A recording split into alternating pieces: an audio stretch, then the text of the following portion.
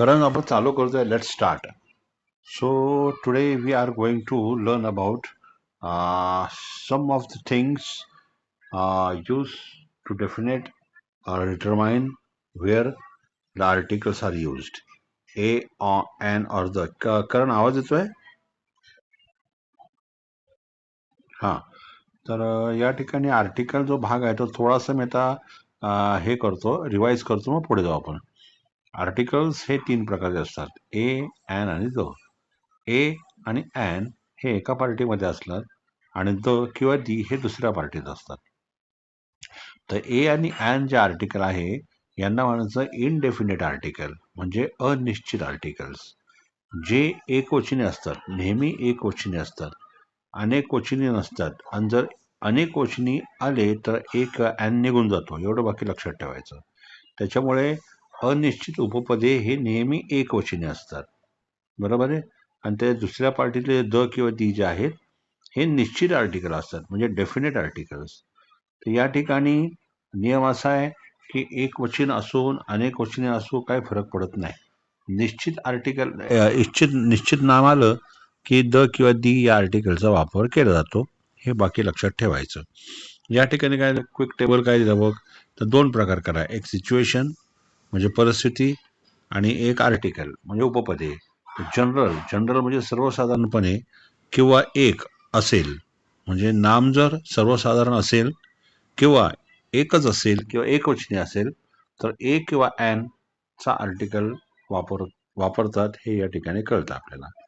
त्यानंतर स्पेसिफिक म्हणजे निश्चित एखाद्या नामाचा वापर केला असेल तर द किंवा दी या आर्टिकलचा वापर होतो. आणि तिसरा प्रकार जो आहे प्लुरल किंवा अनकाउंटेबल. जनरल म्हणजे सर्वसाधारणपणे अनेकवचनी नाम असेल किंवा न मोजता येणारे नामे असतील तर आर्टिकल वापरत नाही, असं या टेबलमध्ये दिसतंय. बघा, मी आता तुम्हाला दाखवतो ना तो टेबल. एक पार्ट आहे सिच्युएशनचा आणि दुसरा पार्ट आहे आर्टिकलचा. सिच्युएशन मध्ये असं म्हटलंय जनरल कॉमा 1 म्हणजे सर्वसाधारण नाम किंवा एक वचनी नाम असेल तर आर्टिकल ए किंवा ॲन वापरतं. त्याच्या खाली म्हणलं स्पेसिफिक म्हणजे निश्चित नामाचा वापर झाला असेल तर समोर द लिहिलाय, द म्हणजे द किंवा दी असा उच्चार होतो. आणि त्याच्या खाली म्हणलंय प्लुरल किंवा अनकाउंटेबल म्हणजे अनेक वचनी किंवा न मोजता येणारे नामं सर्वसाधारणपणे जर असतील तर नो आर्टिकल, म्हणजे आर्टिकल तिथे ए अँड द काहीही वापरत नाही, असा हा क्विक टेबल आहे. आता त्याच्या खाली काय म्हटलेलं आहे बघा. कॉमन मिस्टेक काय होतात बऱ्याचदा. शी इज अॅन युनिव्हर्सिटी स्टुडंट. काय म्हटलं इथं? शी इज अॅन युनिव्हर्सिटी स्टुडंट. आणि खाली बरोबर असं दिलंय शी इज अ युनिव्हर्सिटी स्टुडंट. या दोन्ही वाक्यामध्ये काय फरक वाटतोय तुला करण? सांग बरं जरा. 2 वाक्यांमध्ये काय फरक जाणवतोय?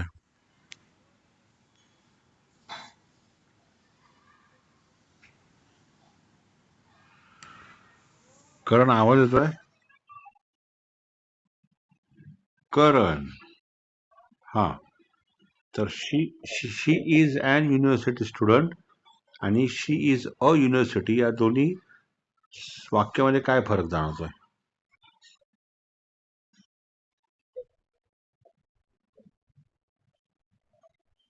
हा.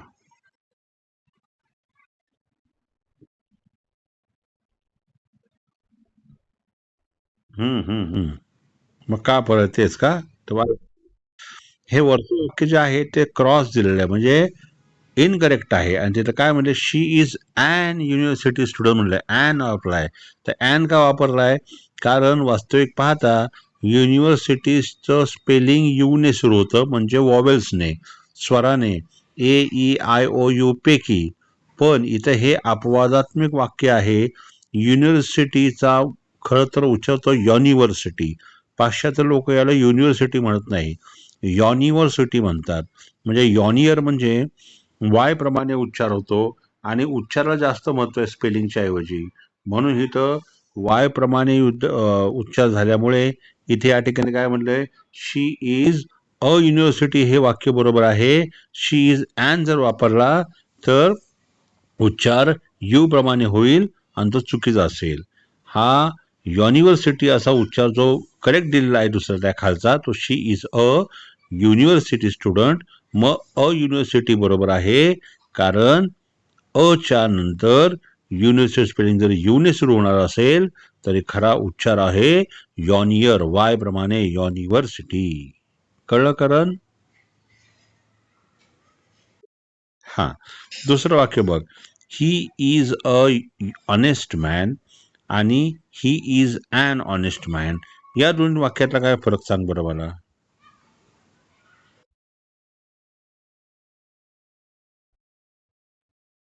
हा.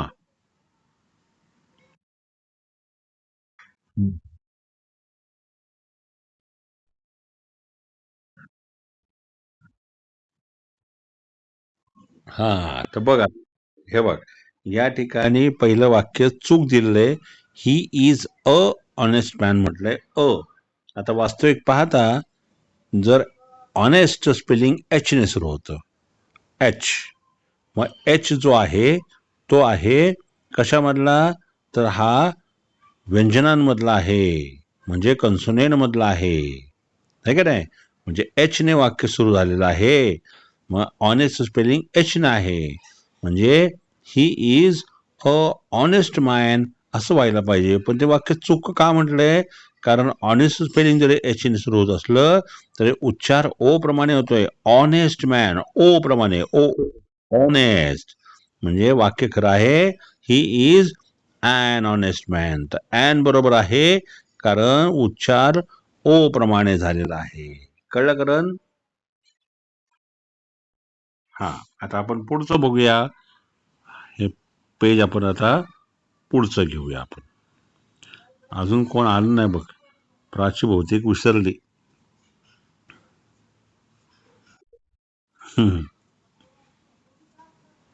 थांबा 2 मिनिटं थांबा. बघूया. No article.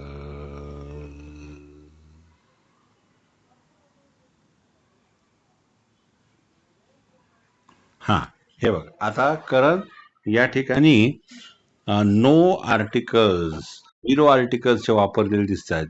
म्हणजे बिफोर प्लुरल नाउन्स, म्हणजे सर्वसाधारणपणे अनेक वचनी जर नामं असतील तर आर्टिकलचा वापर ए अँड द प्रमाणे होत नाही. तर खाली एक वाक्य दिलंय, डॉग्स आर लॉयल, है ना. आणि त्याच्या खाली बोलले बुक्स आर युजफुल. त्या दोन्ही वाक्यांमध्ये तुला काय वाटतं इथं आर्टिकल का नाहीये, तू सांग बरं, नाही तर मी तुला सांगतो. डॉग्स आर लॉयल म्हटले. आवाज चुक, आवाज, हा बोल.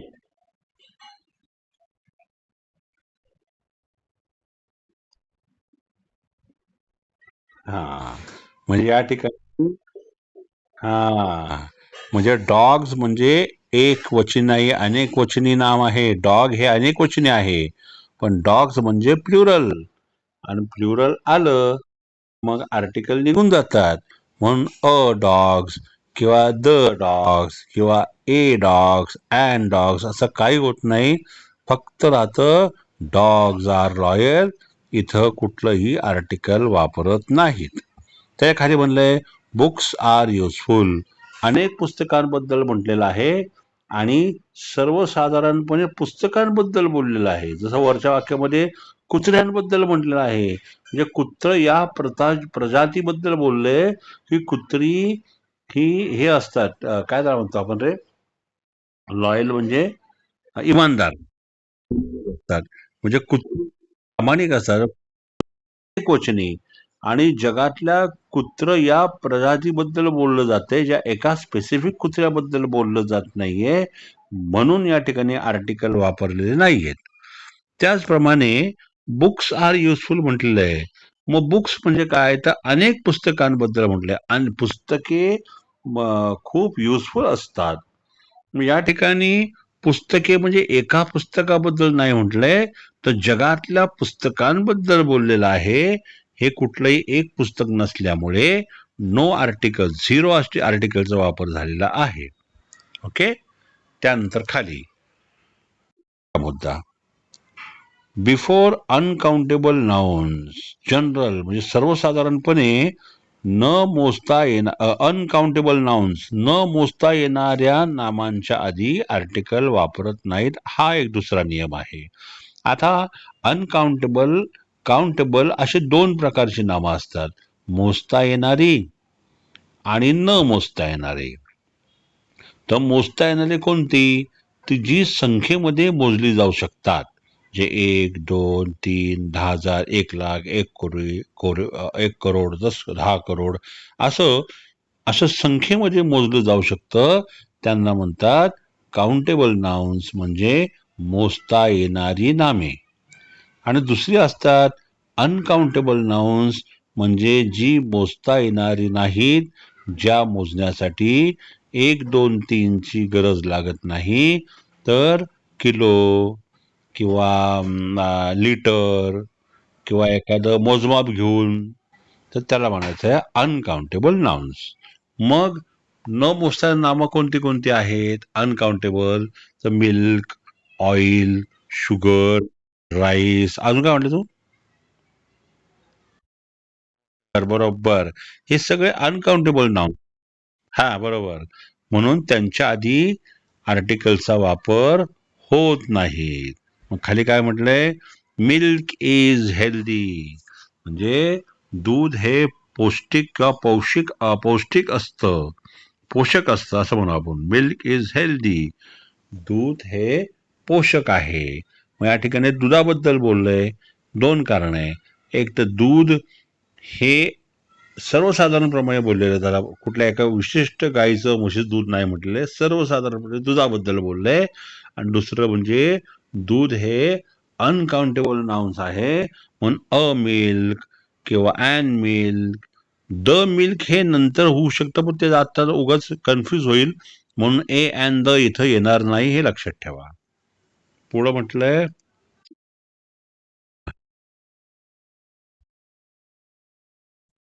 नाही, मग नको नको, असं म्हण. 1 litre, a litre milk is, काय म्हणलं म्हण बरं एकदा?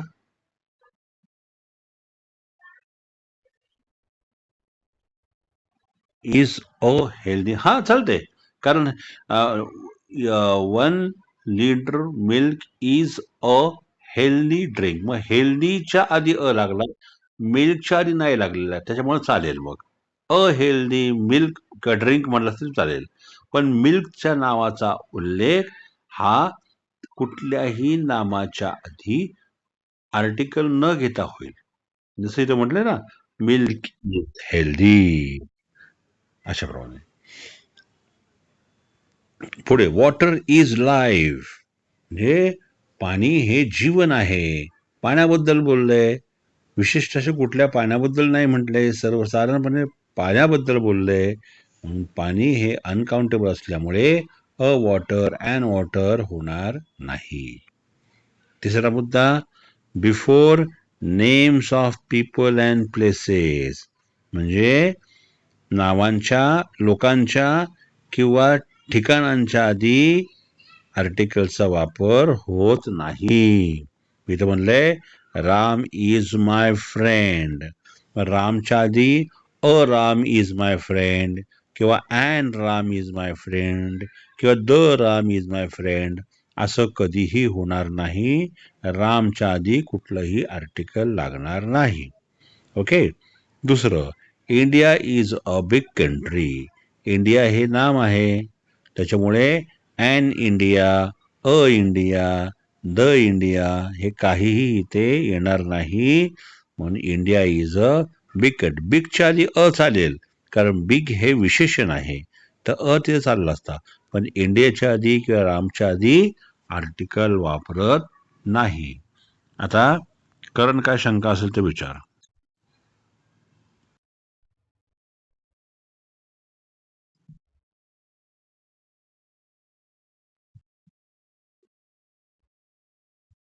नाही, नाही, नाही. इंडियाच्या आधी द वापरत नाही. कदाचित तुझं लक्ष असेल किंवा पाहिलं असेल तर बघ.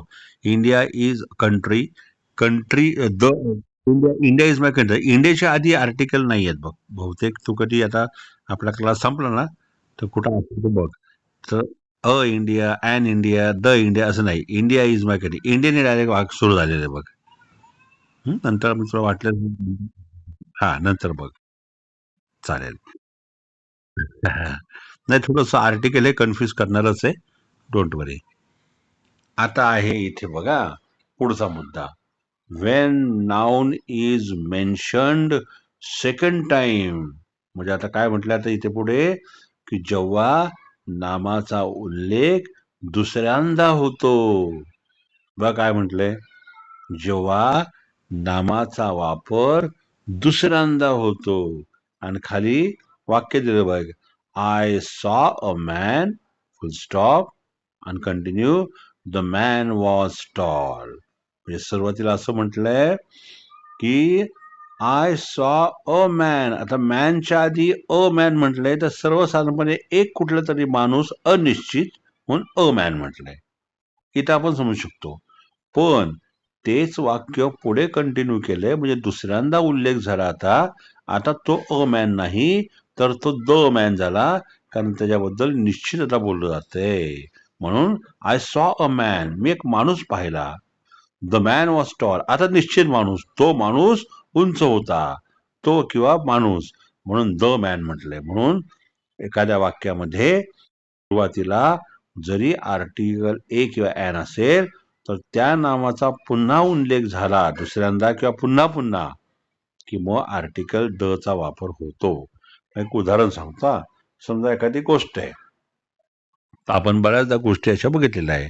Once upon a time there was a king, म्हणजे एकेकाळी एक राजा होता. आणि पुढे म्हटलंय द किंग वॉज ब्रेव, राजा शूर होता. मग या ठिकाणी बघा वाक्य कसं झालं, once upon a time there was a king, म्हणजे किंगच्या आधी अ झाला आहे, कारण तो जो किंग जो आहे तो अनिश्चित आहे. तर आता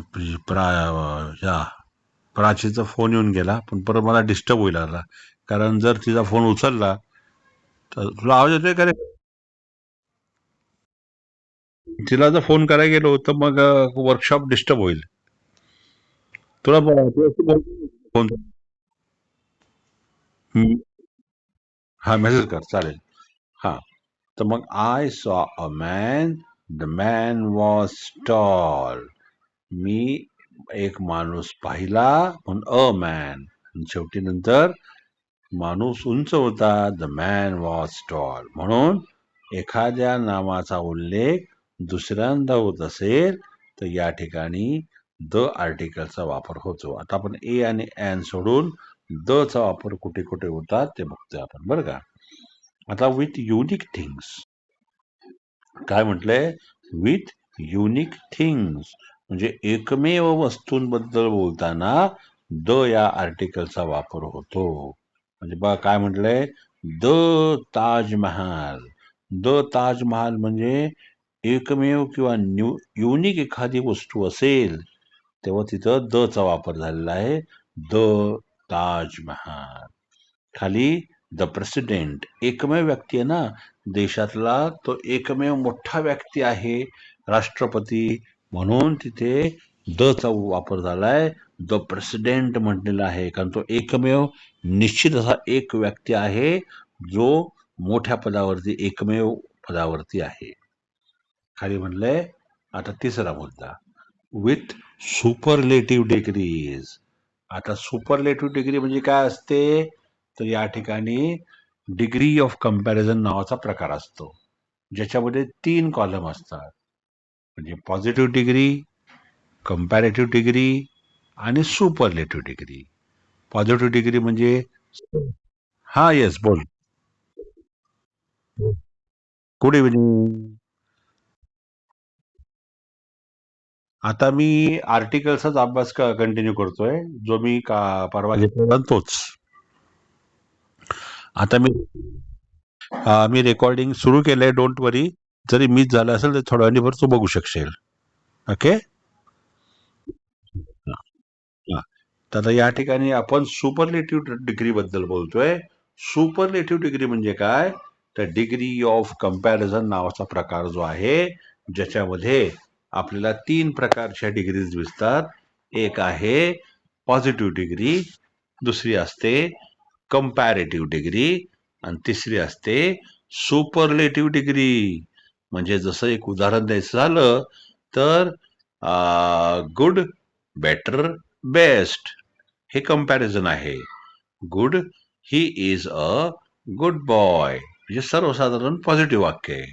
दुसरं, ही good, better, he is better than other students, इथं कंपॅरिझन केलं बघा, तर इतर मुलांपेक्षा चांगलं आहे.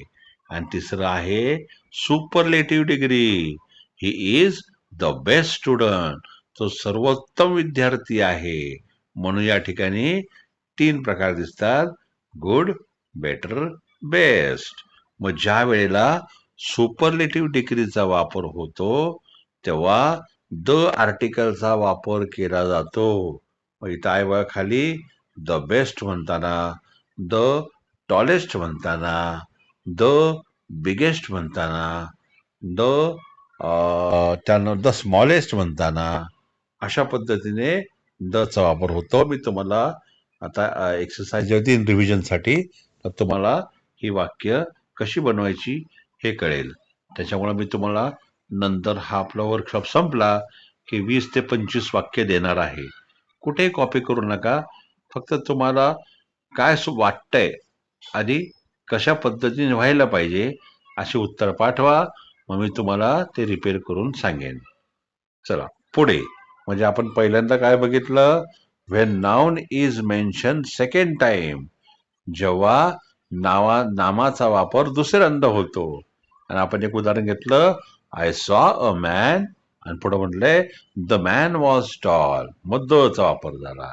त्यानंतर आहे द युनिक थिंग्स, म्हणजे एकमेव वस्तूंबद्दल बोलताना, उदाहरणार्थ द ताजमहाल, कारण ताजमहाल हा एकमेव आहे म्हणून द ताजमहाल. त्यानंतर द प्रेसिडेंट, राष्ट्रपती ही एकमेव मोठ्या पदावरची एकमेव देशातली व्यक्ती आहे म्हणून त्याच्या नावाआधी द आर्टिकलचा वापर केलेला दिसतो, द प्रेसिडेंट. मग खाली म्हणलंय सुपरलेटिव्ह डिग्रीज, 3 प्रकार आपण बघितले: पॉझिटिव्ह, कंपॅरेटिव्ह आणि सुपरलेटिव्ह. याचे कंपॅरिझन सुद्धा मी तुम्हाला पाठवतो, ते वहीमध्ये लिहून घ्या नंतर. तर the best, the tallest, the biggest, the smallest, the fastest, अशा प्रकारचे द चा वापर या ठिकाणी सुपरलेटिव्ह डिग्रीच्या आधी केला जातो. आता आपण घेतोय with reverse, oceans, mountains, ranges, म्हणजे नद्यांच्या, समुद्रांच्या, पर्वतरांगांच्या नावाआधी द आर्टिकलचा वापर केला जातो. म्हणजे जसं गंगा म्हणायचंय तर द गंगा.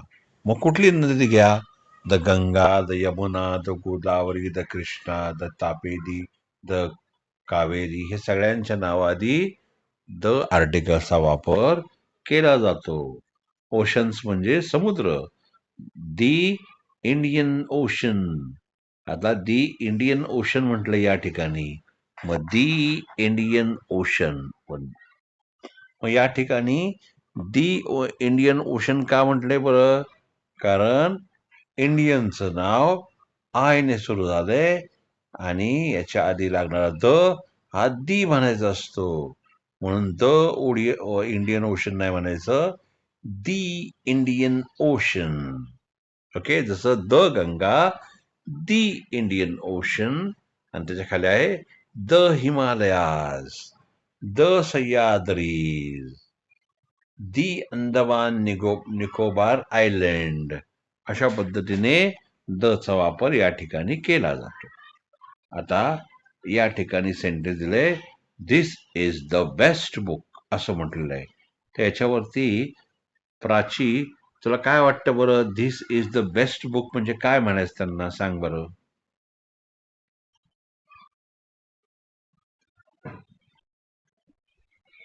हे खूप छान आहे पुस्तक. ओके, करण काय वाटतं तुला?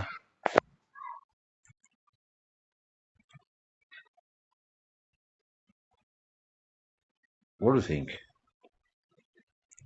हा हा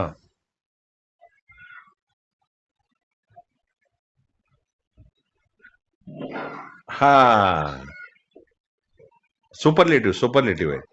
कारण बेस्ट म्हटलंय, द बेस्ट म्हणजे डिग्री, म्हणजे याचा अर्थ होतो हे सर्वोत्तम उत्तर आहे, पुस्तक आहे हे, सर्वोत्तम म्हणजे ह्याच्यापेक्षा भारी कुठलंच नाहीये, म्हणून द बेस्ट म्हटलेलं आहे ना. जर म्हटलं असं दिस इज अ बेटर बुक म्हटलं झालं असतं तर काय अर्थ असा करत, दिस इज अ बेटर बुक म्हटलं असतं तर काय अर्थ झाला असता? हा हा म्हणजे हे, this is a better book than that, म्हणजे याच्यापेक्षा किंवा त्याच्यापेक्षा हे चांगलं पुस्तक आहे, कारण तिथं कम्पॅरिझन झालं. पण जेव्हा असं म्हटलं, दिस इज द बेस्ट बुक, म्हणजे हे सर्वोत्तम पुस्तक आहे, ह्याच्यापेक्षा दुसरं पुस्तकच नाही, म्हणून द चा वापर केलेला आहे. दुसरं म्हटलंय, शी लिव्स नियर द रिव्हर, ह्याचा अर्थ काय सांग प्राची? द काय म्हटलं?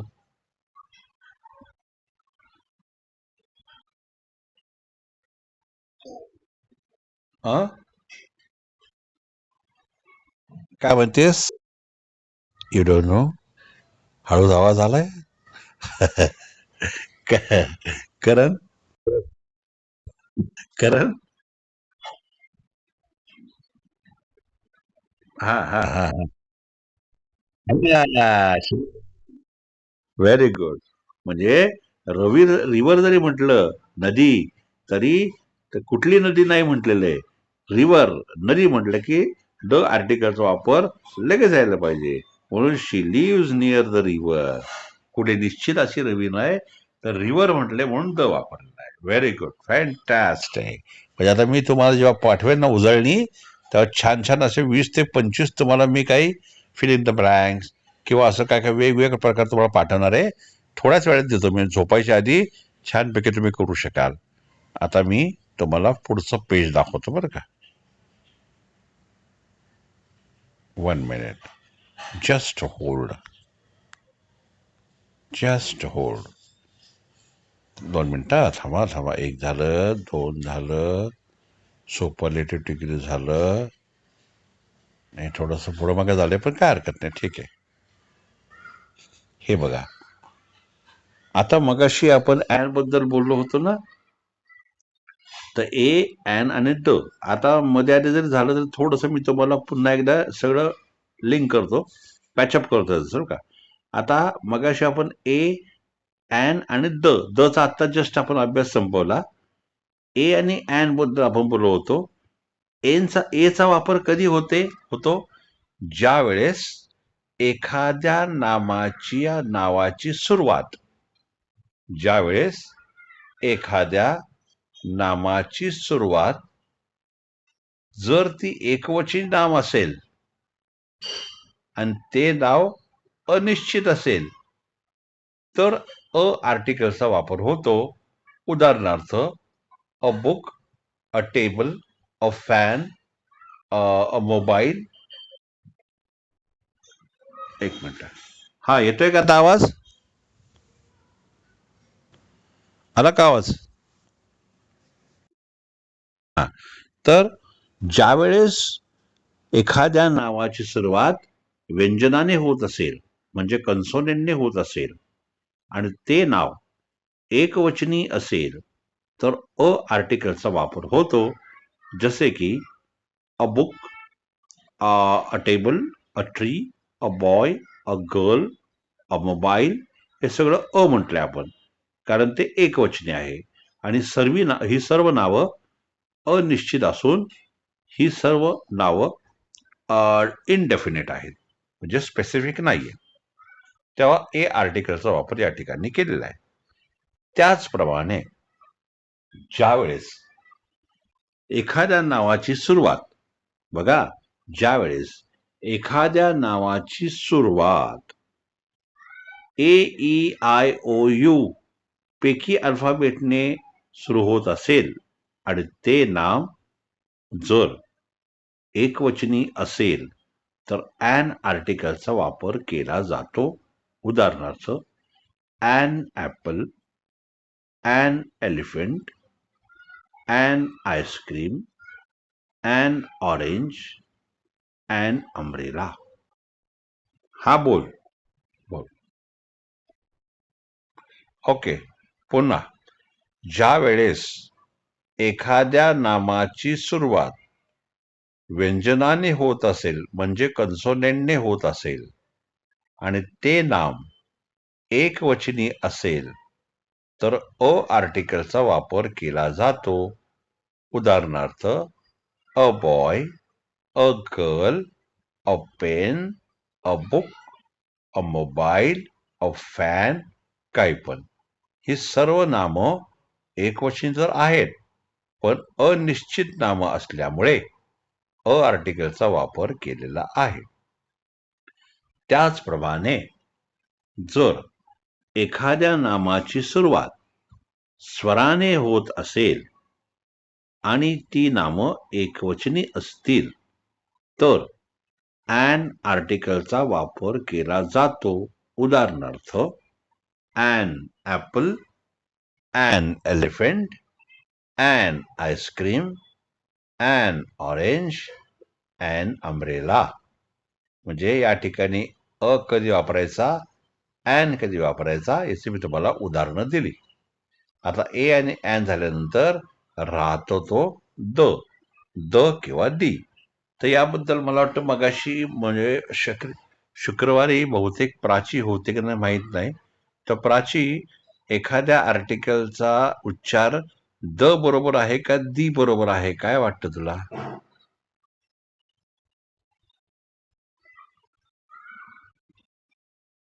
हा. हा बोल. दी. करण काय वाटतंय द का दी बरोबर आहे? हा.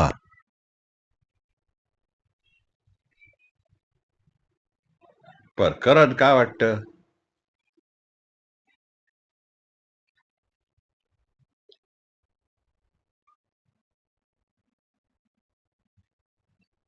बर. हा आता ऐका मी काय म्हणतो त्या ए कधी वापरायचं हे आपण आता बघितलं. ज्या वेळेस एखाद्या नामाची सुरुवात व्यंजनाने असेल आणि ते नाम एकवचनी असेल तर अ आर्टिकलचा किंवा ए आर्टिकलचा वापर होतो. उदाहरणार्थ a boy, a girl, a tree, a fan, a book, काही पण.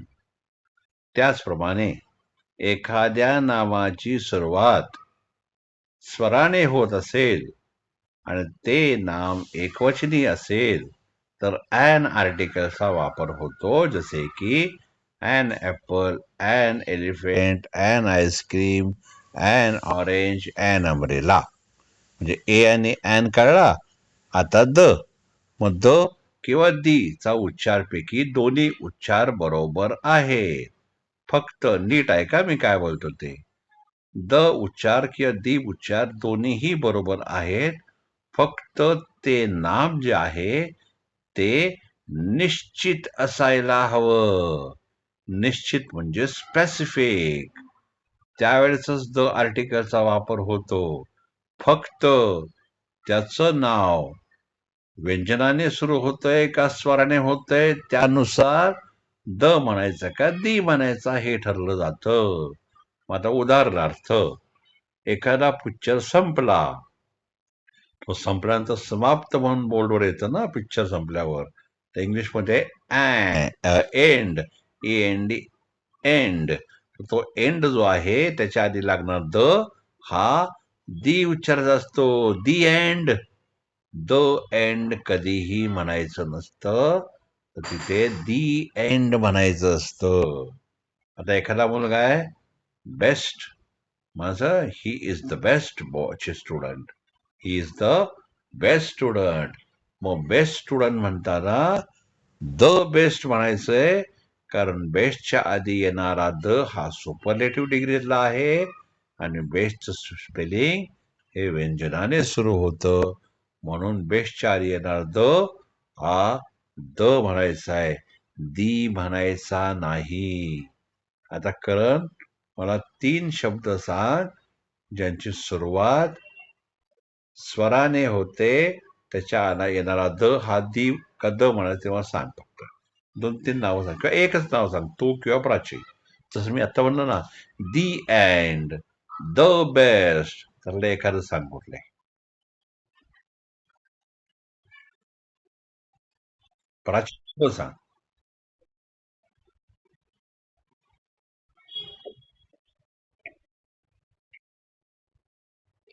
दी अम्ब्रेला. हा, व्हेरी गुड. दी अम्ब्रेला. Very good. सांग, करण तू सांग एखादं.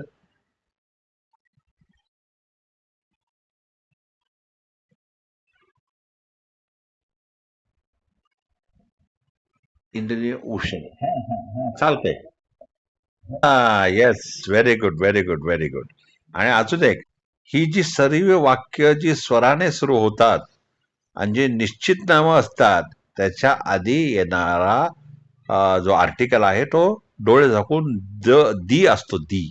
उदाहरणार्थ, the apple, the elephant, the ice cream, the orange, the umbrella. या सगळ्या नामांच्या आधी एक तर ॲन वापरू किंवा दी वापरू. बघा, पुन्हा एकदा आहे का, ही जी 5 नावं आहेत, ज्या नावांची सुरुवात स्वराने झालेली आहे,